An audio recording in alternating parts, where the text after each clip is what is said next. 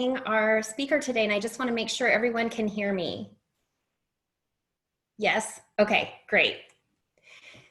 So Kaylee Farrell is our presenter, and Kaylee is the Teen Outreach Coordinator at Advocates Against Family Violence. The Teen Outreach Program presents healthy relationship workshops to middle and high school students across the Treasure Valley. In addition to providing education in schools, Kaylee and her team facilitate multiple youth support and leadership groups, as well as organize youth-led awareness events and fundraisers. I'll turn it over to Kaylee. Yeah, thank you. Good morning, everybody. I'm happy to be here with you today. I have been working with youth at Advocates Against Family Violence for the last 5 years. I got my undergrad at the College of Idaho, and then in my senior year at C of I was actually interning with AAFE. And then after I graduated, the program coordinator moved on to teach in Arizona, and I ended up taking over that position, which was really exciting for me. And then in the past 5 years, we've kind of developed our youth outreach program to also include family outreach. So I actually coordinate all of our family and youth outreach services. So Advocates Against Family Violence, if you have never heard of us, we are a resource in Caldwell. We serve families, children of domestic and sexual violence. So we have our emergency shelter program, and then we also have our housing program, and then we have our support groups, classes, counseling, and core advocacy programs. So today I am going to talk with you all about an activity that we actually facilitate in classrooms with young folks, but we also facilitate this activity as a professional development for a couple of reasons. One is to help educators and youth mentors and supports on tools that they can use with the young folks that they work with. But we also do it as a tool to help us kind of hone our own skills and do a little bit of our own self-reflection so that we can better show up for youth. So before I get into these objectives, I kind of just want to hear a little bit from you all. If you could just type in the chat your name and where you're coming from today, maybe how you show up for youth and how you serve youth.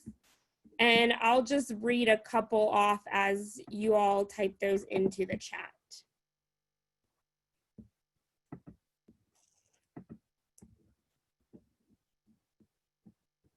Okay, so I'm seeing some case managers,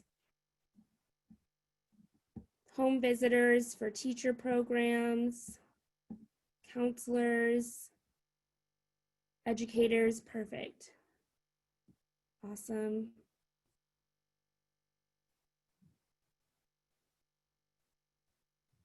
Awesome. Advocates, perfect, hello. Sweet.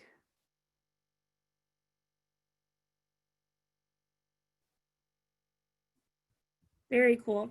Thank you, you all. So as you're typing those in, I'm going to get into a little bit of what we're going to be doing today. I will say that today's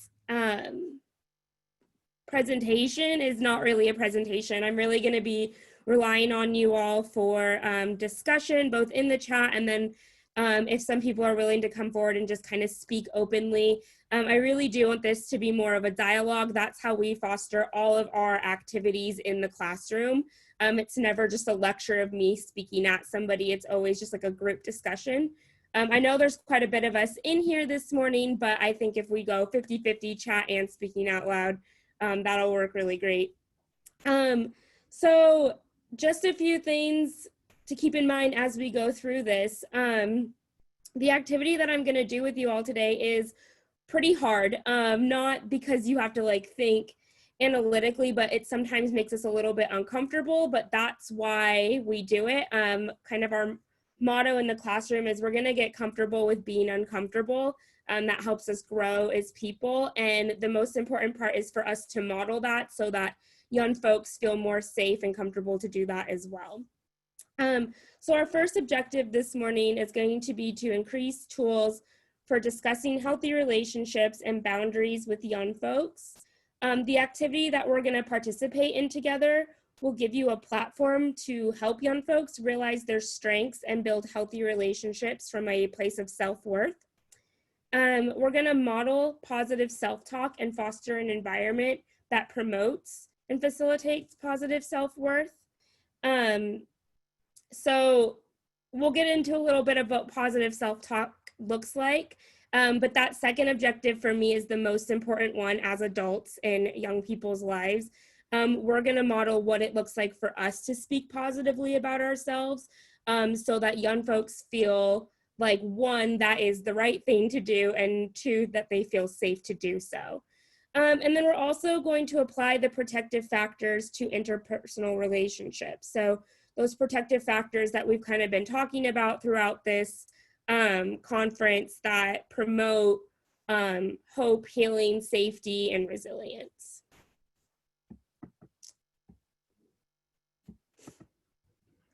So the first thing that I want to get into with you before we do our activity is just kind of having some dialogue over these questions. So what is resilience, and how does positive worth foster that resilience? So if anybody wants to just type in their thoughts on that in the chat, or if you want to unmute yourself and speak out loud, both of those options are fantastic.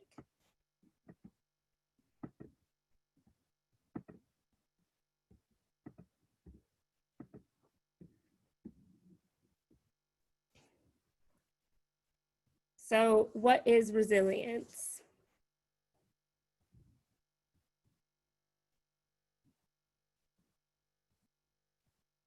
Resilience is the ability to bounce back after an adverse experience.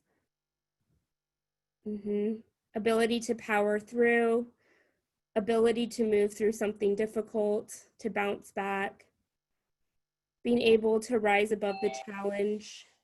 Absolutely. Yeah, so when we explain resilience in the classroom, we do kind of define it as the ability to bounce back. I really like this. Resiliency is a superpower. I love that. An ability to heal, having a tool to get through hard things, being able to come stronger after adversity. Absolutely. Yeah, so when we're describing resilience to young people, we kind of describe it as a self-care tool, a self-care strength. And it's kind of like we have this toolbox, and this is what's going to help us get through stressful and hard events. And when you can rely on that relationship with yourself, it's going to help you establish boundaries and expectations in your relationships. Another question that I want you guys to kind of consider is, what does it mean for young people to have high self-worth, and what does positive self-talk look like? So what are your thoughts on that? And I'd really love to hear somebody kind of just unmute themselves and give some thoughts on resilience and those questions. I want to talk about positive self-talk. I used to beat myself up regularly, and I have found that to be one of the biggest contributing factors to my lack of self-worth and lack of self-confidence. And if you won't say it out loud to a friend, you can't say it inside to you. You have to be very mindful of what you're saying to yourself. Yes, thank you so much. Absolutely. And when we're having conversations with young folks about resilience and positive self-talk, that is something that we share. Like, if you wouldn't say it to your best friend, you shouldn't be saying it to yourself either.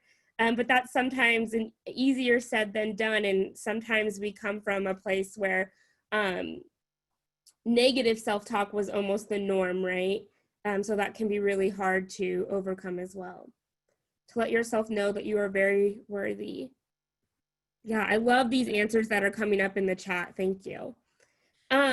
You have to have an awareness of those moments when that negative self-talk pops in, because they do.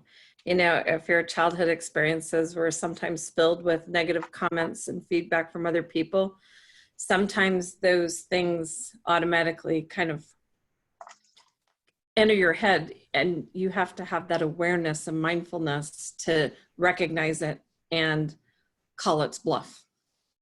Absolutely. And that takes practice.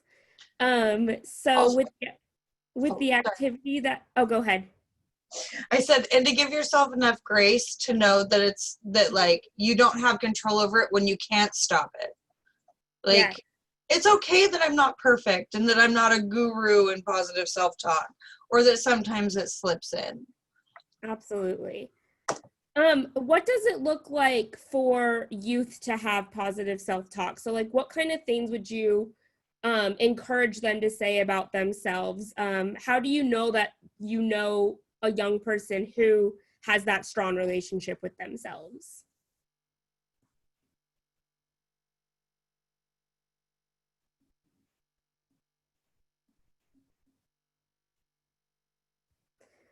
Here in the chat, Amy said, "We hear ourselves more than anyone else. Our own voice is powerful. You can literally see people's faces light up when they say positive affirmations to themselves and believe it."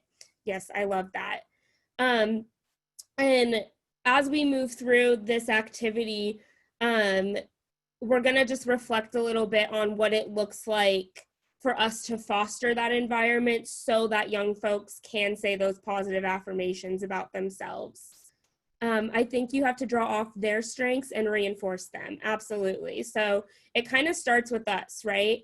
A lot of the times we hear adults say things that, oh, kids just need a higher self-esteem. We need to work on their self-esteem. Their self-esteem is the issue. And I think that that holds truth, but it starts with us. If we're not fostering environments that build high self-esteem or high self-worth, it's going to be really hard for them to develop what that looks like.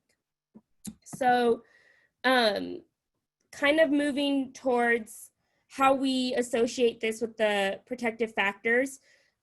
This conversation definitely incorporates all of the protective factors, but the ones that I'm really going to draw strength from are the parental resilience, social connections, and social emotional competence. So that parental resilience, understanding the relationship that we have with ourselves, modeling self-management during times of stress and adversity, that's a lot of what you all said is resilience, right? Being able to bounce back, being able to self-manage, and to recognize when we're feeling stress or when we're experiencing trauma. So that goes back to us being able to understand that relationship we have with ourselves so that we can pass it on to young folks. The other part of that is social connections. So identifying those personal strengths and being able to set boundaries and adhere to our goals. So our entire curriculum in our youth programming at Advocates Against Family Violence is focused on building healthy relationships. And we come from this idea that your healthy relationships start with the relationship you have with yourself. So this is really a conversation to help young folks set their boundaries, identify their goals, and live through their values. I want to be very careful with my language there, though, because when we say that healthy relationships start with the relationship with ourselves, that does not discredit any type of abuse a young person has experienced. So if a young person is experiencing abuse, whether it's in a dating relationship, a relationship with a parent or guardian, with a friendship, a teacher, a coach, it is never that person's fault. It is always the abuser's fault. This conversation is more to help young folks build future healthy relationships and kind of identify what they want and what they need. And then there's that social emotional competence. So that's like that goal setting and that sense of self-worth, which we really like to incorporate in our conversations about healthy relationships. So it's not just about what does abuse look like versus what does healthy look like, but also like what are we needing in our own relationships. And I noticed that somebody in the chat actually said this, but we have to model what that looks like. So how we speak about ourselves matters, and how we encourage young people to speak about themselves matters. So we're going to take just a couple of minutes to reflect on a question that might be a little bit hard to answer, and I will put this question in the chat to give everybody an opportunity to just kind of think about it. But I want you to think about a time when an adult in your life that you looked up to spoke really negatively about themselves, and then how that impacted how you felt about yourself or the decisions you made from there on out.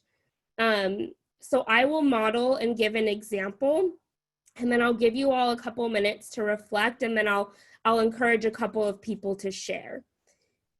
So when I was about 11 or 12, I have this memory of being on a boat with my aunts and my parents. I have 3 aunts who are all raised really close. They were all really close in age. And I really looked up to my aunts. I thought they were beautiful. I thought they were smart and empowering. And I just like loved having these women in my life. When we were on this boat, they were talking about their bodies.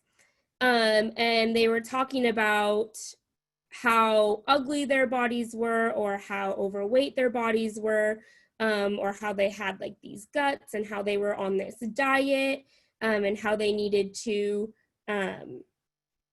like lose weight, and how they weren't happy with their bodies. And they never said to me that I had any issue with my body. But when I heard them speak about their body that way, it made me very self-conscious. I was also a student athlete my whole life, like from the time I was 7 years old all the way through college. I was a swimmer. And I internalized that negative self-talk and consistently thought about my own body and what I was eating, and if I was good enough or worthy enough in the world because of what I heard from them. So I'll just give you all a couple of minutes to reflect on that yourselves, and if you're comfortable, you can just unmute your mic and share, or if you want to type something in the chat, or if you want to just listen, that's okay as well.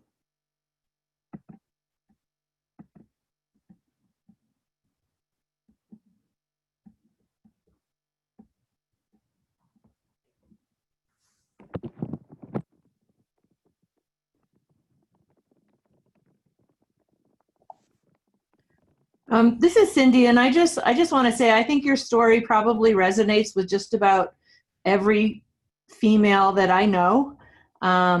Certainly, growing up, my mom was always talking about her weight and watching her eat her teeny little, lunch of like a scoop of cottage cheese, and I think a lot of that, unfortunately, comes from advertising. We see it everywhere. What the ideal female body looks like, and so there's pressure from everywhere coming in.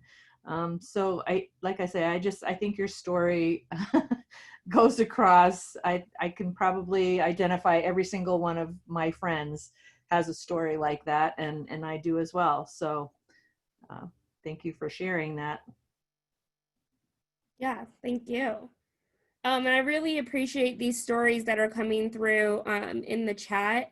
Some themes that I'm seeing are talking about occupation or class, talking about not being smart enough or good enough.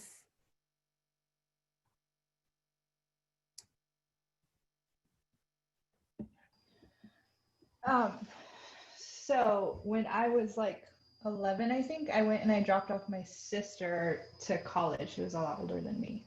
But I developed really quickly when I was little. And I had guys that were in college like telling me that I was beautiful and stuff because I had developed really quickly. And ever since then, beauty became like a big issue until I realized that it wasn't. But that like became a huge thing for me, was making sure I was this and that and everything. So until I realized it wasn't that big of an issue, it became everything. So yeah, that was a big thing for me. Thank you. One of the things that we discuss with young folks a lot is those messages that we get about what our self-worth is. And a lot of times there are themes of appearance, both from male identifying students and female identifying students. So this does seem to be a common thing that people experience. Oh, this is a really interesting one, when parents compare one child to another child. Absolutely. Even if they're not directly saying, oh, you're not good at this, if we're hearing like, oh, your sister or your brother did this amazing thing, why don't you do that? That can definitely hinder that resilience. Kaylee, I Yes. think it's really important nowadays to realize how much social media voices out there are so negative and so judgmental, and everybody posts their best, and then it's like we compare our mudroom to their formal living room. So we compare our very worst, and they put out their very best on social media. There's actually a couple of TED Talks that talk about with our teens and smartphones, and how that can be so damaging to them in their self-worth.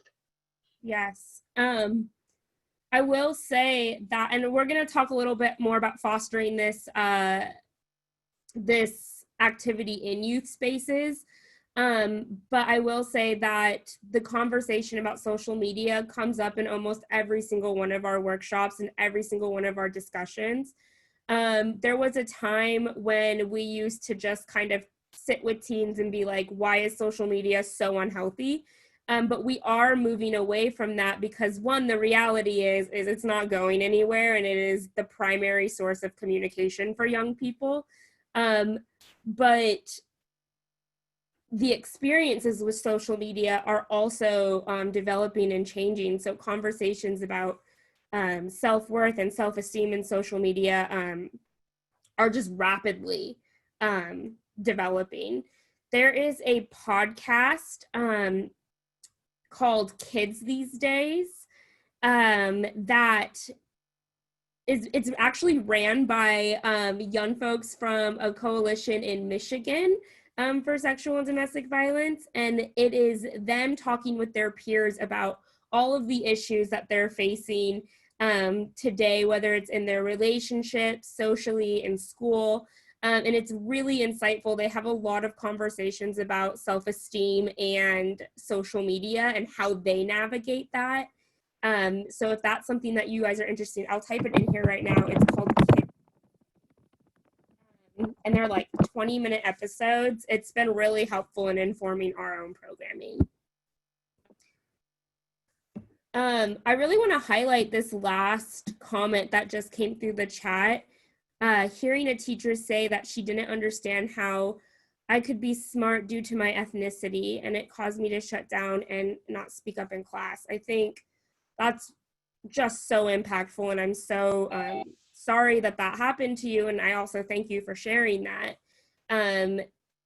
But those biases and racist comments that teachers often make today can have a huge impact on a young person's self-esteem. And I will say that as we spend time in classrooms across the Treasure Valley, that is something that consistently comes up. So I think that's just a really important point to highlight. I just realized that I only sent this chat in to one person instead of to everyone. Oh, it won't let me. I will link that podcast at the end of this so that you all have that resource. So we're going to move to our activity. And this is the heart of the activity. So all of this discussion is part of it, but this is really where we get into it. I'm going to leave this prompt up for you all, and then I'm going to give you 10 minutes to just do some self-reflection. I will play some music, and then in 10 minutes, we'll come back together and discuss. The really important part of this activity is that you are only pulling from yourself, not from what others think of you. So when we do this in the classroom, it's silent for 10 minutes because we don't want folks asking, well, do you think I'm this? Do you think I'm that? We're just thinking today about what we feel about ourselves or what we know about ourselves. So there's a few things you're going to do. You're going to list 7 positive physical characteristics about yourself. And these can be things about your appearance, or they can be things that you're grateful your body can do. So they don't have to be what you see in the mirror. You can expand it to being grateful for your body and what it does for you every day. Then you're going to do 7 positive personality characteristics. So what makes you who you are. 5 goals, and we broke these goals down into physical health, mental health, spiritual, financial, and then a school or a work goal, because those are what align with those protective factors. So we're kind of getting a goal from each protective factor. And then affirmations, and we're going to do 2 of each. So 2 I am, I have, and I can statements. While you're working on this, feel free to turn off your camera, mute yourself, just be in a space where you feel supported and comfortable. We recognize that this can be a tough thing to fill out. I know it was really hard for me the first time that I did it. So I'll give you about 10 minutes and then we'll come back together and I will start that music for you as well. Okay, as you're ready, we'll just kind of come back together and do some reflection. If you haven't quite finished up, that's okay. Sometimes this can take a little bit longer than 10 minutes, and honestly, sometimes when we're facilitating this in classrooms, it'll take about 45 minutes just for folks to really fill out this entire questionnaire, I guess. So as we come back together, let's just think about some things that came up for us. So I have a list of questions here that we usually use to debrief with folks when we do this. So what came up for you? Which part of this is most challenging to answer? What is the easiest to answer? What challenges might young folks face when working through this activity? And then how can you support those challenges? So as you kind of see these questions, feel free to just chime in with whatever speaks to you, whatever you feel like you have an answer to. You can unmute yourself, type in the chat box. I think understanding this yourself, going through this questionnaire and reflecting on it yourself, you'll be able to help young folks when they do this sort of activity. Yes, absolutely. So the first time I ever did this activity, I was actually job shadowing. So I wasn't the program coordinator yet. And we were doing it in a middle school in Wilder. And my supervisor said, okay, like, let's fill out ours on the board so that they have examples. And I had such a hard time, and I was put on the spot, and I was like, oh my gosh, like, I don't have answers to this. And these kids are going to be like, what the heck? You can't even answer these questions. How do you expect us to answer these questions? So that was a huge teaching moment for me as somebody who engages with youth, especially having these kinds of conversations. I'm seeing some people say that the physical part was the hardest, and that the goals were the easiest. I see that a couple of times here. Oh, and even that the affirmations were easy.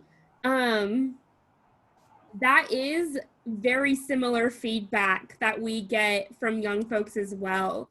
And kind of going back to what we were discussing earlier about those messages that we receive about ourselves through how adults speak.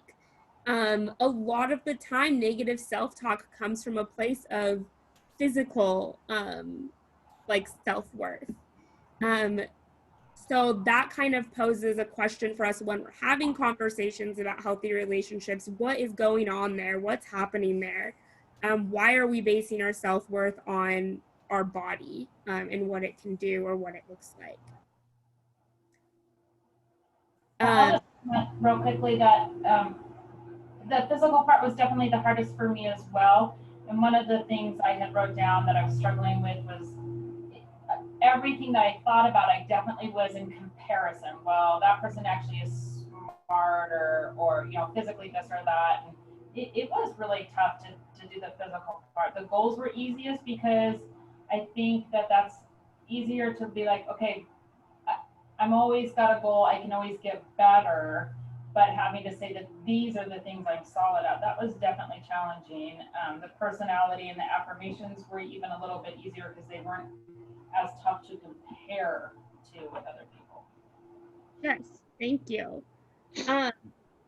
I also want to lift up that some folks are saying that the personality traits were also really challenging. And I think that's also valid. I mean, whatever came up for you is challenging, is valid. But a lot of the times we also struggle with, well, am I funny? Am I smart? Am I helpful? Am I trustworthy? Right. And we're doing that comparison thing that you mentioned. And a lot of the times, young folks will say, well, I know you told me to not think of what other people think of me, but it was really hard for me to not think of what my friends and family have said to answer this. And kind of like I said at the beginning, this is practice. So it takes practice speaking about ourselves. It's a habit, just like speaking negatively about ourselves becomes a habit. Yeah. And somebody says that it would be hard for young ones because of what others think of them. Definitely true, but it's also hard for us because of what others think of us, right? Social comparisons don't go away when you're an adult. I think maybe we have more tools and coping mechanisms sometimes to kind of filter those for ourselves, but not always. Sometimes we still really compare ourselves to other people. And that's part of why we're doing this, so we can recognize that and then maybe like correct a little bit so that the young folks in our lives are able to kind of see that in themselves as well. One thing I think is really valuable for most of us is having a caring work environment, and that positive images and the positive feedback we get from supportive coworkers can be so validating with us. And so I personally have just amazing people that I work with, and we are so supportive of each other, and it really truly has made a difference in my self-worth and being able to help other people's self-worth, because I come from a position of strength now. Yeah, amazing. Thank you. As we reflect on this with folks, part of that protective factor, those healthy social connections, is having like a council of people around you who lift those strengths, right? So when we're talking with young people about building healthy relationships, we kind of lay it on them like you get to choose your friends, and you get to choose the environments that you spend your free time in, and if you're choosing people on your team that lift you up in that way, that's going to help build your resilience. I think it's worth noting that this activity is usually paired with a conversation about characteristics that are healthy in a relationship. So we'll pull those in as well, to help people come up with their personality characteristics, but then also to help them think about who they want to surround themselves with in their lives.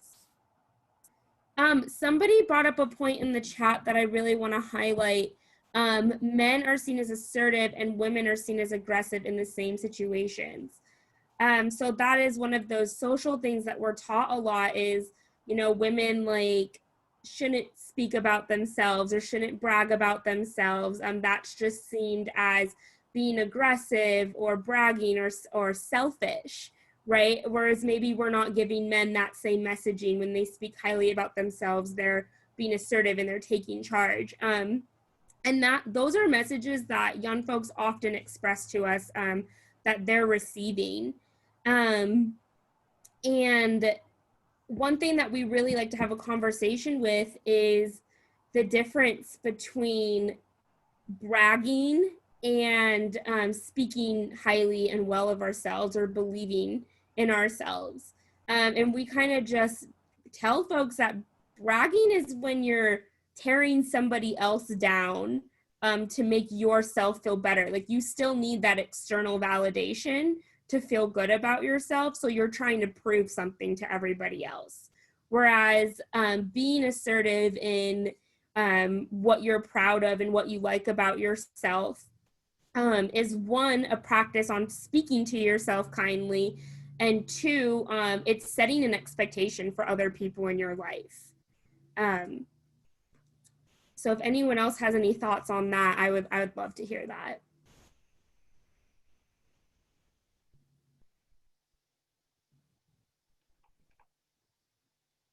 I'd also really just like to thank folks who are typing into the chat.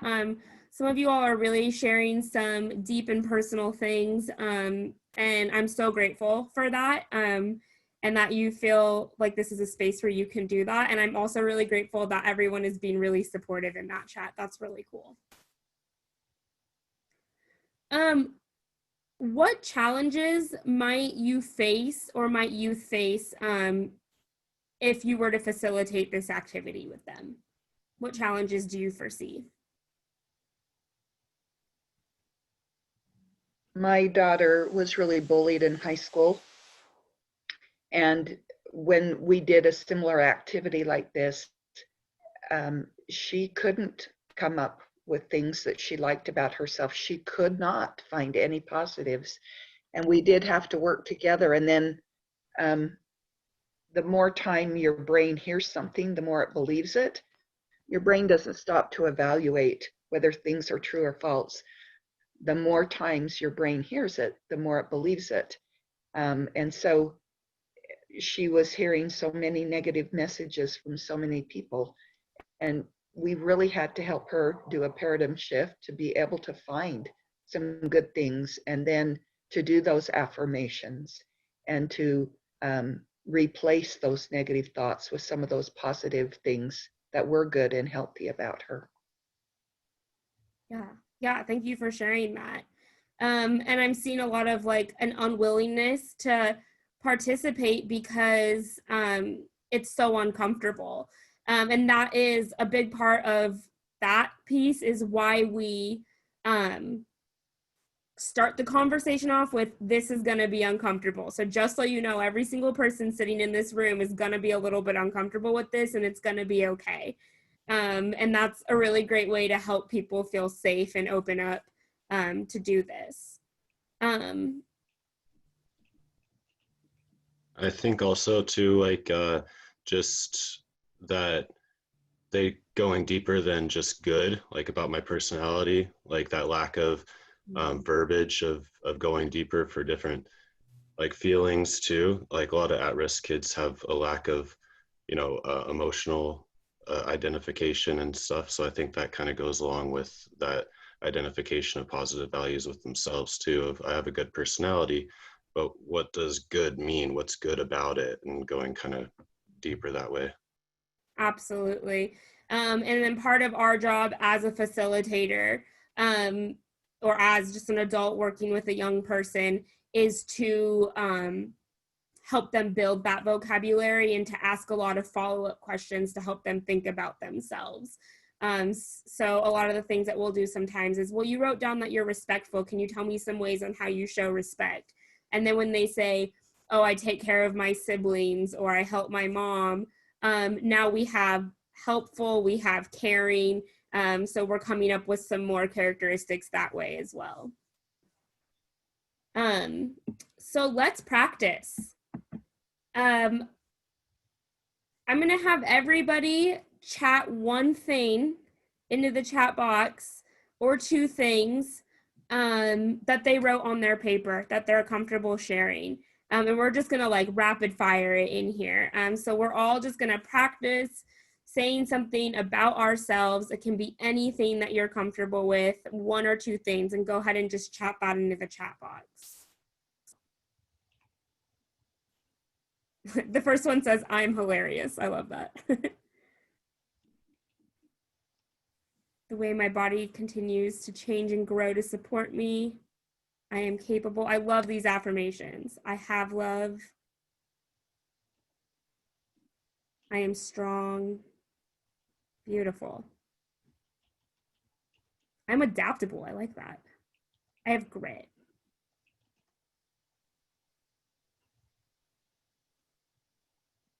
I love this gratitude for others in our lives. I have God. Perfect. I'm easygoing. That's a good one. Beautiful.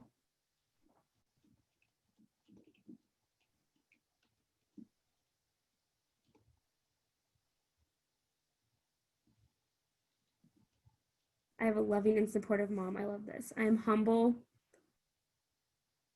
Perfect. So when we're in a classroom or we're working with a group of young folks, we will actually have them go around the room and share out loud, which I've never sat in a classroom where they didn't groan at me when I said we were going to share. But after we share, everybody is smiling and we just see like a lot of support in the room. So we've also fostered connection, which is part of our goals in our program. And for the sake of time, we're using the chat today, but even just reading these is bringing me some positivity today, and that's really neat. I really love these themes of family and gratitude, and then also just skills that we have. And then I love this, I have good hair. That's great. Yeah, really, really awesome things there. And like we said earlier, we have to be able to do this, right? We can't expect young folks to build this relationship with themselves if we're not doing it first. So that's kind of why we have that piece of practice.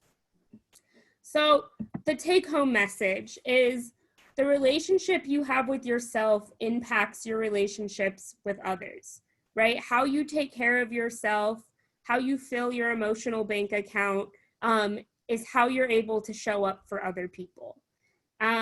This seems kind of counterintuitive for a lot of us who are in helping professions or who are in professions where we're consistently serving others. But this is a self-care activity, and it's a really great check-in as well. So being able to sit down and reflect on who you are and what brought you to this type of work, and the impact that you're trying to have, it's a really great tool to help you be that person that you want to be in your job. When we're talking to young folks, we tell them like how you take care of yourself strengthens your ability to show up for your friends, right? Or show up for your family. So we encourage them to take this home and put it on in a journal or on like a nice piece of paper and tape it up somewhere so that they are reminded of these things every day, and they're building that habit of having that relationship with themselves. So the last thing I want to talk with you all about today is facilitating this conversation in youth spaces. So just a few things that are really important. Be mindful of who is in the room. Some of you spoke on young folks maybe not being able to identify different emotions or shutting down a little bit when they do this activity. A lot of the times that's going to be associated with trauma. And you know, young folks are have a whole lot going on at home. All of the time, right? Like they're in that stage 11 to like 17. There's just a lot going on in their personal life as is, and then you add different aspects of trauma, violence, and abuse, and that's going to make it really hard to facilitate this conversation. So just being mindful and understanding those impacts of trauma is really important when you're facilitating this. Focus on encouragement versus forcing participation. So when the kiddo's head is on the desk, or when they're being distracting or maybe making fun of others, those are usually the kiddos who really need that extra compassion and safe space. So showing up for them in that moment is really important. Always, always, always thank participants for their answers. Even if you think it was not really a well thought out answer and they're just trying to get through the assignment, remember this is practice. So they might not be ready to really go into a deep dive and say what they're really feeling, because that might feel really uncomfortable for them. But if they say anything, if they write one thing on that paper, thank them for that. And then we kind of spoke about this earlier when we were talking about them not really knowing what to write or not having anything to write down, and asking those open-ended questions to help them come up with their own answers. So what are some things you're grateful that your body can do? How can you show others that you care? What makes you loyal or trustworthy? That might help them kind of think of some things about themselves. One really important thing also, kind of going back to that being mindful about who's in the room. One time I sat with a student who was working on this, and he just started crying like in the middle of his paper. And I was like, tell me a little bit about what you're thinking about right now. And he said he doesn't think he can do this because he has a hard time spelling, and this is making him feel stupid. Lot to unpack there with the messaging he was getting from his educators and adults in his life. But a really important thing is this is not about grammar. This is not about spelling. This is a journal activity. It's just free writing. There's no rules here. And that's a really important thing to hit home if you're facilitating this conversation. So we have a few minutes left, and I kind of want to just open it up for any questions. Any questions or comments folks might have. You can type them into the chat or speak out loud. Yeah. So I wanted to read something that my administrative assistant just happened to post on our Facebook page, our work Facebook page, as a reminder that our clients are important. And it says, eat like you love yourself, move like you love yourself, speak, ooh, this is making me cry. Speak like you love yourself, live like you love yourself today. I love that. That's great. Thank you. Oh, amazing. You could share that with us. We'd love it in the chat, and we can save that. Absolutely. That Sure. would be great. I'll type it in. So one of the things that has helped me the very most is a little book on cognitive behavior therapy called Thinking, Changing, Rearranging. It's by Jill Anderson. It's written for young people, and it's supposed to help them improve their self-esteem. But it really goes into a lot of this self-talk, really helps you recognize unrealistic beliefs or faulty thinking that we have. And the counselor at school actually gave it to us when this older daughter that I was mentioning, who was bullied, was really having suicide thoughts.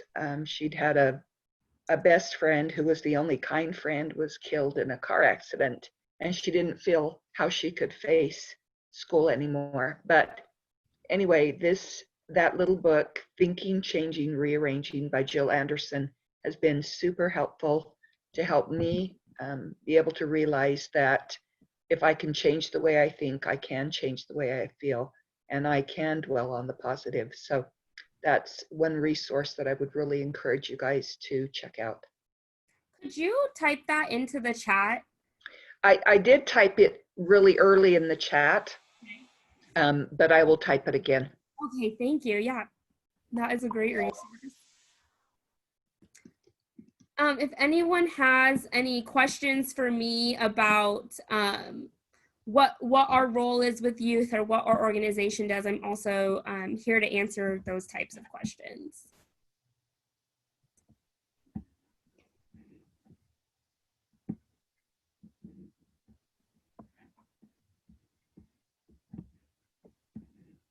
Okay. So before I leave you today, I just want to provide my contact information. So I just saw a couple people in the chat say that they're working with students, with seniors, and this is something that they would like to try. So we are available to present workshops this fall. Even with distance learning, we have all of our workshops ready to go to do like in Google Meets or Zoom or whatever your platform is. And then with health and safety guidelines in place, we can also do in-person workshops, and we're also available to do this with your teams. And not only just this, but our other healthy relationship workshops as well. So if that's something you're interested in, my number and my email are on this last slide here. And then you can also connect with us through social media. So our Instagram is actually specifically for youth. We encourage anyone to follow it, but that is our youth space. And we have young folks kind of running that space, talking about healthy relationships on there, sharing resources. So that's a really great thing to follow as well. Other than that, I would just like to thank everybody for joining me today. It's been great, yeah. And then I see that there's a link here for your next workshop. So, Kaylee, I just had a quick question for you. You were going to share with us the name of that podcast. Oh, yes. So that podcast is called, I'm typing it in right now, Kids. And you can find it on Spotify, Apple Podcast. It's totally free to listen to. So wherever you listen to your podcast, but that one's been really great in informing our program.